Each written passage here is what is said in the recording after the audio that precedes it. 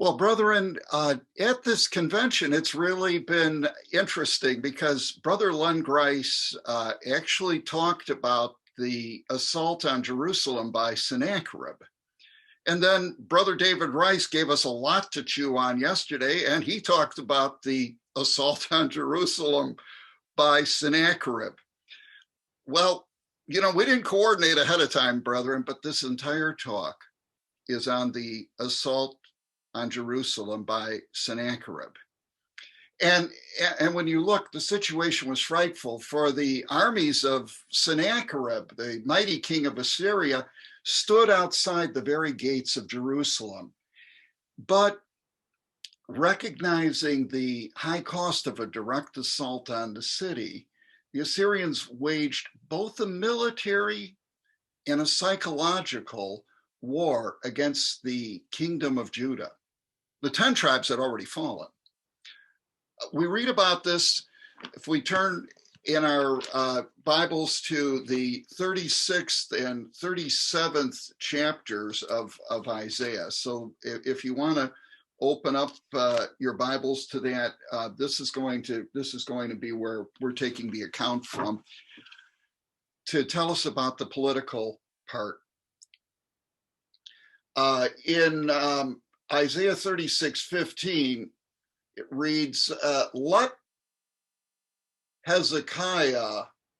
not Hezekiah make you trust in Jehovah, saying, Jehovah will surely deliver us. This city shall not be given into the hand of the king of Assyria. So, Hezekiah laid this before the Lord, and this arrogant letter of Sennacherib's, we can read about the response in chapter 37 of Isaiah. But then the Lord sent word through the prophet Isaiah to bolster the king's courage. And if we turn to Isaiah 37:21, then Isaiah the son of Amos said unto Hezekiah, saying, Thus saith the Lord God of Israel, whereas thou hast prayed to me against Sennacherib, the king of Assyria, this is the word which the Lord has spoken concerning him. The virgin daughter of Zion hath despised thee and laughed thee to scorn. The daughters of Jerusalem have shaken her head at thee. Now, I want you to keep that in mind, because that's critically going to tie in with where we're going for the rest of this talk. And it goes on to say, if we read verse 23, whom hast thou defiled and blasphemed? Against whom hast thou exalted thy voice and lifted up thine eyes on high, even against the Holy One of Israel? And then in verse 36, and the angel of the Lord went forth and smote the camp of the Assyrians 185,000. And when men arose in the morning, behold, these were all dead bodies. So the mighty Assyrian army retreated to Nineveh in tatters. King Sennacherib perished at the hands of his own sons. Thus were the Assyrians defeated militarily. But we jumped ahead in the story to talk about that, because the Lord's angel wrought deliverance, but there was an equally important victory that had to be won. And that was the battle for courage in the hearts of the defenders. Do you remember those first words that the Lord had Isaiah speak to Hezekiah? Did he say, I'm going to send my destroying angel? No. In response to this national emergency, a trilogy of Psalms was composed. That's Psalm 46, 47, and 48. And my reference for this is the Sonsino Jewish Bible and Commentary. Let's look back at Isaiah 37:22. This is the word which Jehovah has spoken concerning him. That's Sennacherib. The virgin daughter of Zion hath despised thee and laughed thee to scorn. The daughter of Jerusalem has shaken her head at thee. Now, what's that mean? Well, there's a superscription in this psalm. Many Bibles say a song upon Elamoth. Not all Bibles have this, but and some Bibles move it around, but the phrase is there. But have you ever wondered what that meant? Well, you could look it up in the Strong's Concordance. It's word 5961. Alamoth is the Hebrew word for adolescent girls. On this, the scholarship is unanimous. However, it goes every which direction as to what that means. They know how to translate it, but what it actually means, they have all sorts of different opinions on. But to be consistent with the promise that we had in Isaiah 37:22, it makes the most sense to go with the interpretation that this psalm was one that the virgin daughters of Zion were to sing, and apparently with a divinely commanded insolent shake of the head of their long hair and a laugh of scorn. They were not to sing this song in the temple, but this was a victory song in the streets, even as the mighty army camped outside the very walls. It was to provide courage both to those defending the walls and to the defenseless population who might expect months of demoralizing misery during the sieges of ancient times, until famine, thirst, and disease worked on behalf of the invaders. God is our refuge and strength, a very present help in trouble. Therefore will not we fear, though the earth be removed and though the mountains be carried into the midst of the sea. We need to hear this psalm first through the voice of these virgins. These are the future mothers of Israel. And you recall it was these virgins who sang victory songs. In Judges 11:34, we can read about it. We learn the song of these virgins about Saul killing his thousands. And then what happened in his heart when David killed his 10,000s. In 1 Samuel 18:7, we see it planted a deadly root of bitterness, but the point is, this was the job of the adolescent girls in Israel. You sing the victory songs. Imagine you're a soldier on the wall looking at this massive Assyrian encampment, and your heart grows faint.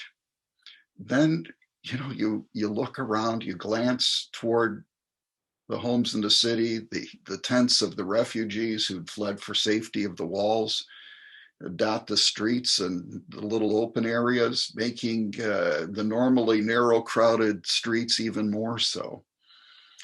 And as you look at these chaotic street scenes, from between the houses, you catch a song coming. And soon you see your own daughters and your little sisters and your nieces and the neighbor girls and the sun and shadows playing on their long flowing hair, and they're dancing and they're singing and shaking their heads as commanded. That's a song upon Alamoth. Do you take new courage? Do you cast behind you the clever, demoralizing words of Rabshakeh that were spoken in Hebrew so all the soldiers on the wall could hear it? Of course you do. So let's start with this beautiful victory song. In verse 1, God is our refuge and strength, a very present help in trouble. Yes, the Lord is not far away. He's not unmoved by the dangers that threatened these people. He was present with the people in Jerusalem. Let's recall the history. The 12 tribes had been divided since the time of Solomon. 10 of those tribes occupying the north had already fallen to Assyria and been taken into captivity. Just the two-tribe kingdom of Judah and Benjamin had stayed independent and now were surrounded. Psalm 46:2, therefore we will not fear though the earth change and though the mountains be shaken into the hearts of the sea, and though the waters thereof trouble, war and be troubled, though the mountains tremble with the swelling thereof. Selah. Political change is never welcome. And it brings uncertainty. It brings uncertainty for the Lord's people, trusting, yet we have this fortress, Zion's rock abiding. These changes in political fortune for Assyria were just another event. Precautions needed to be taken by the city of Jerusalem, but the Lord was in control. It was not to be feared. And surely at the time this psalm was first sung, the people understood that the mountains referred to kingdoms. That symbol was clear. We need to examine the seas, and we're going to in just a little bit. But there's one image that would have been clear without going into any of the Bible's rich symbolism respecting the sea. Once a mountain is shaken or struck by God's judgment, what do you have? Well, you have a big pile of broken rubble, of rock. And how do you get rid of it? One way is to melt the rubble down. Okay, that's scriptural, the elements melting with fervent heat. That's actually referred to in this psalm, verse 6. There's a second way we recall from the book of Daniel. You can grind all this up and then have the wind blow it away. That's in Daniel 2:34 and 35. The fastest way you can dispose of this rubble and get it out of sight is to cast it into the sea. Then it disappears forever as the waves close over the lofty height. But in this case, we have the finger of history pointing to the interpretation of Psalm 46. And what we need to do is turn our Bibles all the way to the end, to Revelation 8, verse 8. And also go to our bookshelf. Pick up Edward Gibbon's The Decline and Fall of the Roman Empire, and link the two together. We read in Revelation 8:8, and the second angel sounded, and as it were, a great mountain burning with fire was cast into the sea, and a third part of the sea became blood. Well, when we look at the decline of the Roman Empire, we find that it was during this second stage, the persecuted but rich Smyrna stage, that the internal decay in the Roman Empire became so advanced that we see the reality of Psalm 46:3. There were always coalitions of very warlike, very capable, horse-mounted peoples on the borders of the Roman Empire. Now, during the sounding of the second trumpet, they crossed over these borders and plundered cities in Asia Minor that had not seen any warfare for more than 300 years. They proceeded on till they actually set foot or set hoof and foot in Italy itself. Italy had not had a foreign invader for 500 years, since Hannibal and Carthage. Now a foreign army once again crossed the Alps. And during the political chaos of the late 200s, in 50 years, there were 50 different ambitious men trying to claim the title of Caesar Augustus. What a mess. That is a mountain thrown into the sea. We can go to history and interpret this image. We're told in verse 4 that there's a river, the streams whereof make glad the city of God, the holy place of the tabernacles of the Most High. Now, the Assyrian Rabshakeh, speaking in Hebrew, had hurled a less than delicate warning to the men on the wall about the Assyrians waiting out the siege until the water supply and food was exhausted. We read about that in Isaiah 36:12.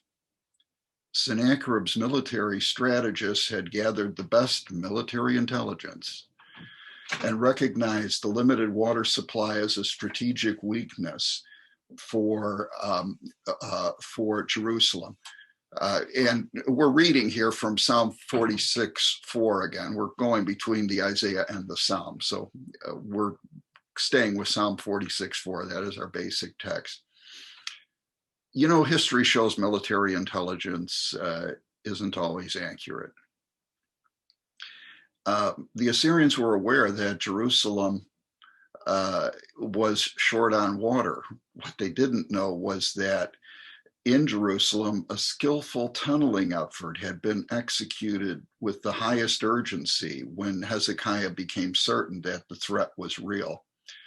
Working continuously, day and night, two teams of miners had started at opposite ends of the tunnel and actually worked towards each other until coming within a few feet of each other. And that pretty good surveying effort under the streets for that time. This aqueduct that Hezekiah built carried fresh water to the pool of Siloam, along with the ever-flowing waters of Shiloh. Now the city had an assured water supply, which the Assyrians were not aware of. Jerusalem's river, an essential river of life during the siege, was to make glad the city of God. The language of the prophet Isaiah draws a direct contrast between Jerusalem's river, this tunnel of Hezekiah, and the nation of Assyria that was also described under the figure of a river. The Assyrian river that was to punish those with whom God was angry, both Hezekiah's mortal enemies in Syria and the 10-tribe kingdom to the north that had undergone the Lord's punishment. They went into captivity. We read of this in Isaiah chapter 8. Let's turn to that, verses 5 to 10.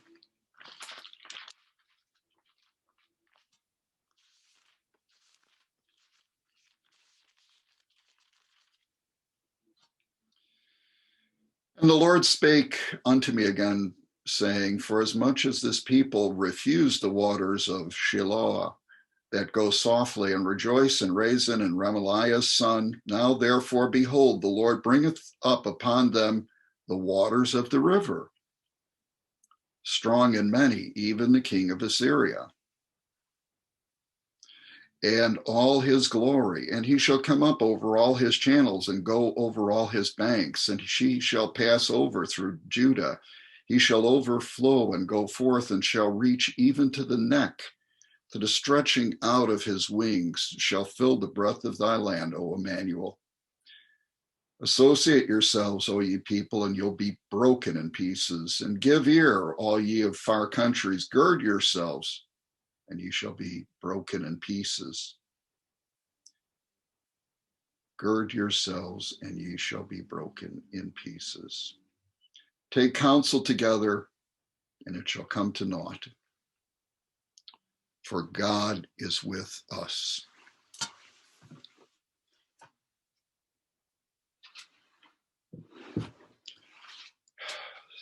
What made Assyria so deadly? Partly it was the size of the empire, the organization, and also a new military super weapon, steel. And they were the first ones to deploy the steel of Damascus. And it's only been within the last few decades that we have learned the secret of reproducing this steel. The Assyrian flood was to cover. It covered Syria. It covered the 10 tribes. It came to threaten Judah. It said the head. That's what it means. It'll come up to the neck. Okay. So it's up to the head. However, Hezekiah's and the kingdom of Judah were not to fall. We're told in Isaiah 8:8 it would sweep onward to Judah, but nothing would happen as it reached to the neck. So, this promise is there. It was predicted. We're told it's under Jehovah's control, but the Bible is honest about human nature. Mark 9:24, Lord, I believe, help thou my unbelief. Hence, we read in verse 5 of Psalm 46, God is in the midst of her, and she shall not be moved. God will help her in that right early. The right early is the veiled promise of the deliverance by the angel of death during the night. For we're told that the angel went forth and 185,000 men were dead by morning. Psalm 46:6, the nations raged, the kingdoms were moved. He uttered his voice, the earth melted. In this case, Assyria. Psalm 46:7, the Jehovah of hosts is with us. The God of Jacob is our refuge. Selah. Now that means pause and consider. Though Syria had been eliminated as a threat, and they were always fighting with the 10 tribes and with the alliance of the 2 tribes frequently, Egypt and Assyria raged at each other. These were the 2 superpowers of the day. Lesser kingdoms that were in the middle of this, like Israel, Judah, and others, were caught in the clash between the superpowers. All this was to melt away when Jehovah spoke the word. Whatever military strength the battle hosts of the kingdom of man can boast, Jehovah of hosts is more than a match. While these spiritual battles are invisible to us, we get a sense of the power of the Lord of hosts when arrayed against earthly forces in 2 Kings 6:17, where the eyes of Elijah's servant were open. And we read that Elisha prayed and said, Jehovah, I pray thee, open his eyes that he may see. And Jehovah opened the eyes of the young man, this servant of Elisha. And he saw, and behold, the mountain was full of horses and chariots of fire round about Elisha. Yes, Jehovah is surely a refuge. He's a God who watches over the special interests of his natural seed. He's the God of Jacob, Selah. Psalm 46, verse 8. Come and behold the works of Jehovah. What desolations he's made in the earth. Every single one of Judah's enemies were desolate. Psalm 46:9. He makes wars to cease unto the end of the earth. Now we see that this is not just talking about Jerusalem and Sennacherib and Hezekiah. This is a bigger picture, a yet unfulfilled picture. He breaks the bow, cuts the spear in sunder. He burns the chariots, but actually the better translation is the supply wagons in the fire. Be still and know that I am God, and I will be exalted in the nations, and I will be exalted in the earth. Jehovah of hosts is with us. The God of Jacob is our refuge. This 46th Psalm was one that Martin Luther found of great encouragement for himself. And everybody associates Luther with the book of Romans and chapter 1, verse 17, the just shall live by faith. But what really converted his heart was his study of the Psalms. He taught the Psalms for years and loved them very much throughout his life, but his favorite was Psalm 46. It's said of Luther that there were times during the dark and dangerous periods of the Reformation when he was terribly discouraged and depressed. But at such times he would turn to his friend and co-worker Philip Melanchthon and say, "Come, Philip, let's sing the 46th Psalm." And they would sing it in Luther's own strong version that we know as a mighty fortress is our God, ein feste Burg. This psalm has long served as an inspiration. What's the antitype that we need to focus on? Well, let's go back through it, beginning with verse 1. We've already seen that the Assyrians were right outside the walls of Jerusalem. They were there to execute judgment against Judah's enemies. And all these enemies went off to captivity. That's what Isaiah 8 spoke about. The root cause of all these troubles in this present evil world, it's all under condemnation, brethren. Our race by nature has fallen. We're children of wrath, as Paul declares in Ephesians 2, verse 3. And while the sins of Judah were great, good King Hezekiah had sincerely turned his heart toward Jehovah. In Psalm 46, the words "in trouble" seem to have a special application to the trouble at this close of the age. This is a time of trouble which will entirely change the present construction of society, entirely change that. The Assyrians were not wonderful people at all. They were cruel, they were bitter, they were impetuous, they were rapacious. I don't even want to put up PowerPoint slides showing what they did to the people they conquered just to put terror into the population. That the Lord uses such agencies surprises God's people. And, we find the example that we all know is the discourse that Habakkuk conducts with Jehovah. He couldn't understand the judgment against the nation brought by the enemies of God's people. And in Habakkuk 1, verses 5 and 6, and I'm reading here from the Jewish Publication Society translation. We'll do that. There we go.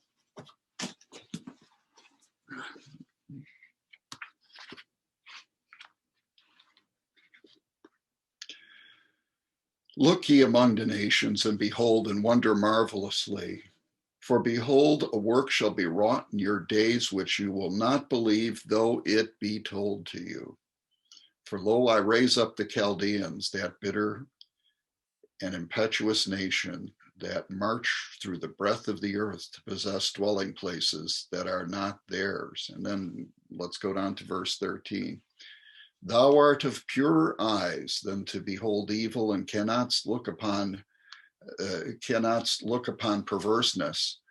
Why then do you look on them that deal treacherously, and hold your peace when the wicked swallow up the man that is more righteous than he? Well, that's not just a question. It's actually a challenge to God, as we learned from chapter 2, verses 1 and 2. I'll stand upon my watch and upon the tower, and will look and see what he will speak to me, and what answer concerning my complaint. This is a complaint. It's not just an observation.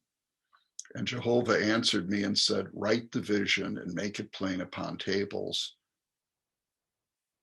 that he may run that readeth it. Well, brethren, let's bring this down to our day. We get all kinds of email communications from well-meaning brethren. They don't like Islamic fundamentalists. I don't like Islamic fundamentalists. Jehovah doesn't like Islamic fundamentalists. They don't like the leaders of the Russian Federation.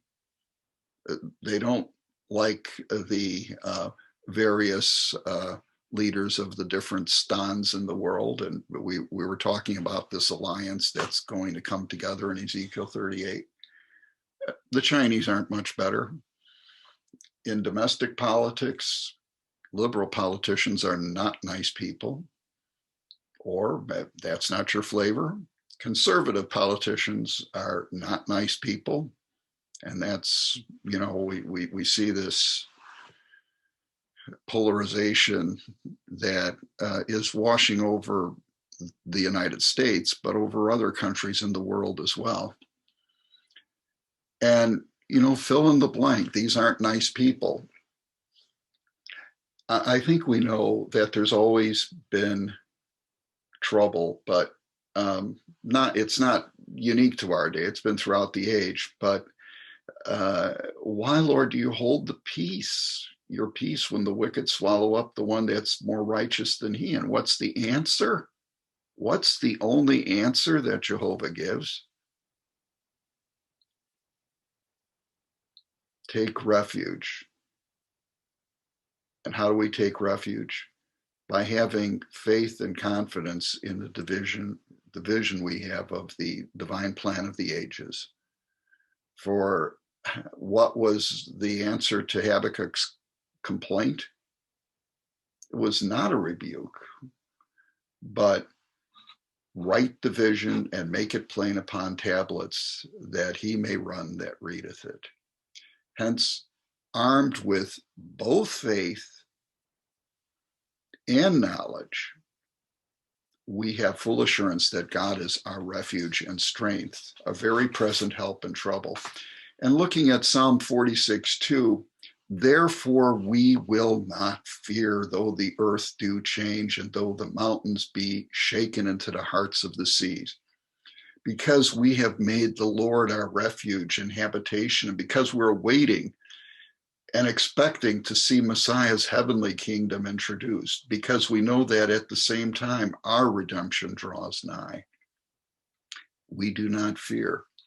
No, the saints rejoice like the Alamoth and are restful in heart, while others lament and weep. The trouble in the earth society will not reach its intensity until the shaking of the heavens, that's ecclesiasticism, and all its God dishonoring errors are removed. If you want to make a note, reprint 511 very early suggests Psalm 46 sets forth a complete picture of the seventh plague of Revelation.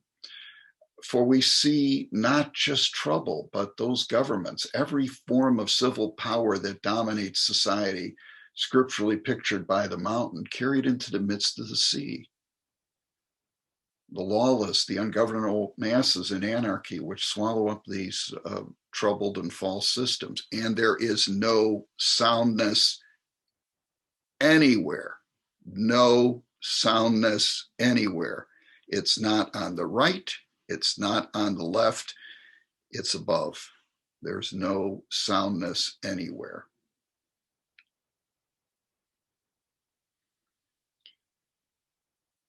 So it's important for us to understand the lesson of Psalm 46:3 and explore this picture. Though the waters roar and be troubled,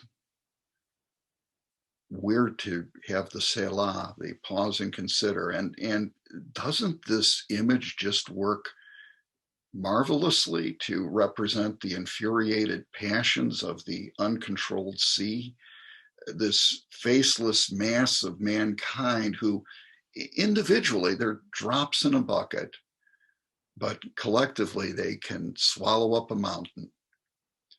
Knowing human nature, we already know mankind's response will not be to turn towards God.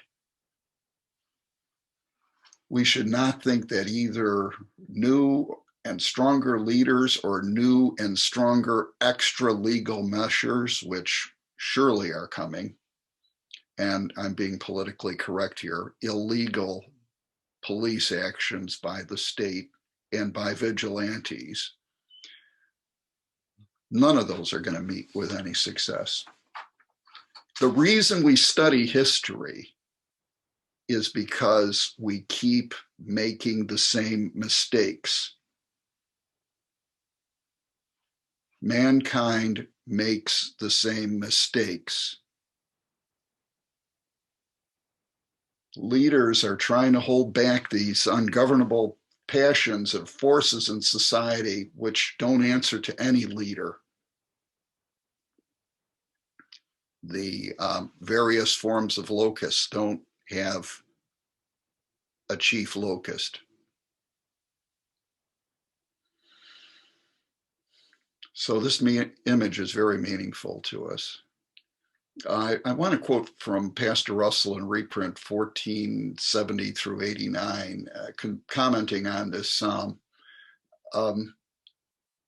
These are part of what we need to recognize as retributive and purgatorial. In other words, things that are going to get people's heads in the right place, which isn't happening yet. And that'll make the subtle parts of the earth tremble for fear and insecurity. And they surely are. This is a special test for you and for me and for all the Lord's people. Are we making God our refuge? Again, continuing from this reprint article, he shakes and shifts because he would separate the many who have assumed the name of Christ, but who are not truly his people. And notice again, God's provisions are to supply every need, for we are not merely in a walled-in, secure place. No, there's a very special river that sustains us through the siege. This river of salvation, the river of truth is ours to drink now. And what a privilege, brethren. But the picture doesn't stop here, for someday this river, which today is our secret store of water, is to flow out as a river of the waters of life. During the millennial age, when the glorified church in the New Jerusalem and the ancient worthies here on the earth are going to have the privilege of inviting all who will to drink of these waters of life. Yeah, at present, these waters shall make us glad, and we'd love to share it. You know, we will give this water to anybody who even hints that they want it. We would love to share it. But it's really for those who have made God their refuge. And it's not that we rejoice in our own security and, you know, regardless of the woes of others. That's not what makes us glad. But, you know, we're told that the holy place and the tabernacles, period, plural, of the Most High, are of special interest. And why does the psalm refer to tabernacles or tents, plural? Well, it's true in the mediatorial reign. Revelation 21, verse 3, you know, says that the tabernacle singular of God is with men.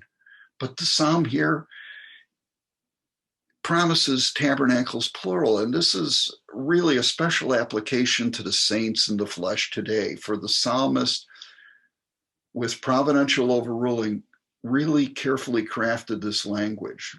The holy place is the church, the sanctuary. We know that from our studies in the third volume, page 229. It's not the kingdom set up and glorified, else it would be represented in the most holy. But this is a veiled reference to the church's present condition, combined with a reference to these tabernacles. The plural is the present condition of the saints. And, brethren, when I've looked out on the different little pictures during the Zoom convention, I'm looking at the different tabernacles. I think we all are.